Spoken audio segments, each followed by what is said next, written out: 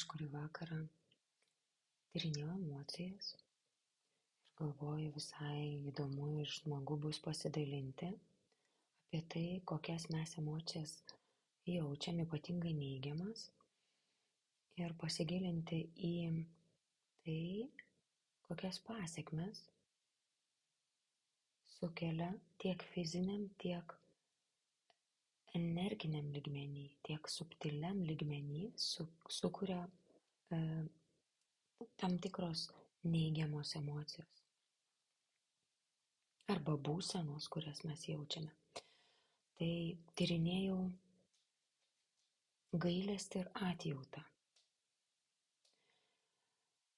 nes labai dažnai žmonės jaučia gailestį, kažko gaili, kad kažkas kažkam yra atsitikę, ar išgyvena kažką tokio nemalonaus ar skausmingo.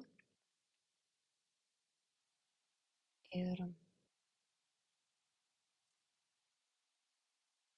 išsiaiškinau ir įsigilinus radau atsakymus, kad gailestis nėra geras jausmas.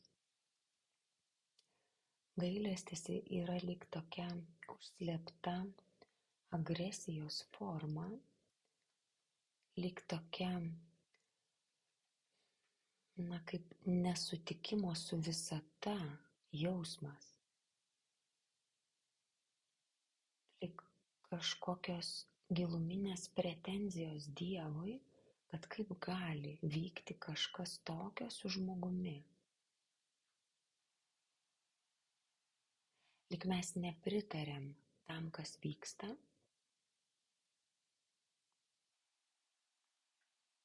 Ir kai mes tokią siunčiame užslėptą agresiją ir nepritarimą į visatą, mes automatiškai pritraukiam į savo gyvenimą nepritarimą ir agresiją.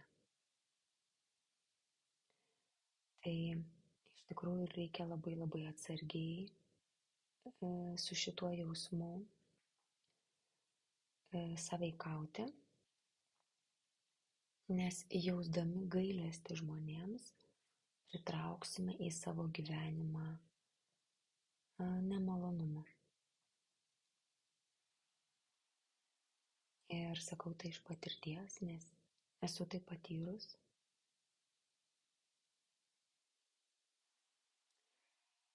Nes gailestis taip pat yra toksai ir, ta tokia užslėpta, tokia puikybė, lyg jeigu man kažko gaila, tai taip atsitiko ar ne, tas žmogus yra kažkoks aplinkybių auka.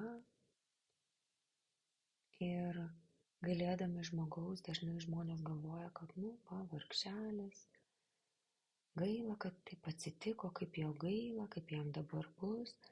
Ir reiškia, jie siunčia tokią žinutę nesąmoningai, lyg jis negalėtų su tuo susitvarkyti, lyg jis yra silpnas, vargšiukas, va čia jam taip nutiko, kaip gaila. Tai atrodo pagailim, tai mes kaip ir užjaučiam žmogų, nepagailėdami, bet mes visiškai jo neužjaučiam, visiškai jam nepadedam. Ir jeigu taip eiti gilį, tai iš tikrųjų mes nepagalvojam, kad jis yra stiprus iš tos situacijos išeiti. Jeigu tikrai mes jaučiame gailestį. Geriau jausti atjautą. Atjauta jau yra kitokio atspalvio jausmas. Kai mes suprantame, mėginame atjausti jo tą situaciją, kad tikrai suprantame, kaip jis jaučiasi,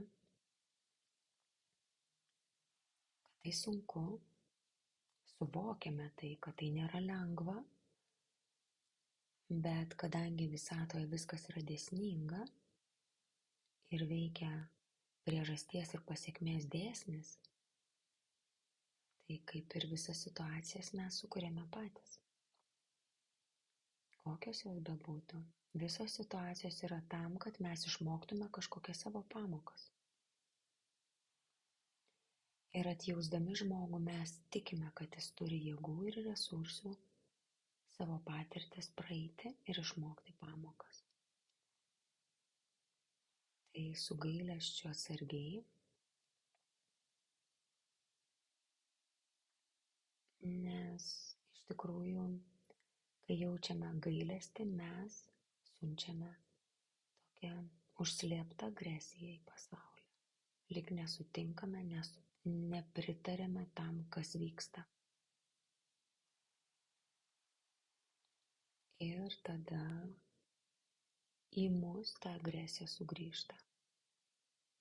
Žymiai stipresnė. Tai būkime sąmoningi ir tiesiog patyrinėkite. Labai įdomu. Labai įdomu tyrinėti. Ką jaučiame, ką galvojame, kaip veikiame ir kokias tai kuria pasekmes. Būkite sveiki ir laimingi.